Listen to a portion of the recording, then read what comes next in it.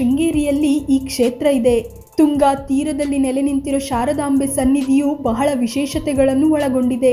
ಅದನ್ನ ಈ ವಿಡಿಯೋದಲ್ಲಿ ಹೇಳ್ತಾ ಹೋಗ್ತೀವಿ ನೋಡಿ. ಶೃಂಗೇರಿ ಅನ್ನೋ ಹೆಸರು ಬಂದಿದ್ದು ಹೇಗೆ? ಶೃಂಗೇರಿ ಈ ಹಿಂದೆ ಪುರಾಣದಲ್ಲಿ ಶೃಂಗಗಿರಿ ಎಂದು ಪ್ರಸಿದ್ಧವಾಗಿತ್ತು. ಇಲ್ಲಿ ಋಷ್ಯ ಶೃಂಗರು ತಪಸ್ಸು ಮಾಡಿದ್ದರು. ಅಲ್ಲದೆ ಇಡೀ ಊರು ಬರಗಾಲದಿಂದ ತತ್ತರಿಸುವಾಗ ಯಜ್ಞ ಯಾಗಾದಿಗಳನ್ನು ಮಾಡಿ ಮಳೆ ತರಿಸಿದ್ರು. ಇದೇ ಕಾರಣಕ್ಕೆ ಈ ಊರಿಗೆ ಶೃಂಗೇರಿ ಅನ್ನೋ ಹೆಸರು ಬಂತು ಅಂತ ಹೇಳಲಾಗುತ್ತೆ. ಮತ್ತೊಂದು ಮೂಲಗಳ ಪ್ರಕಾರ ಇಲ್ಲಿನ ಗಿರಿಗಳು ಗೋವುಗಳ ಕೊಂಬಿಗೆ ಹೋಲುವುದರಿಂದ ಈ ಊರನ್ನು ಶೃಂಗೇರಿ ಅಂತ ಕರೆಯಲಾಗುತ್ತೆ. ಶಾರದಾ ಪೀಠ ಸ್ಥಾಪನೆ ಹೇಗಾಯ್ತು?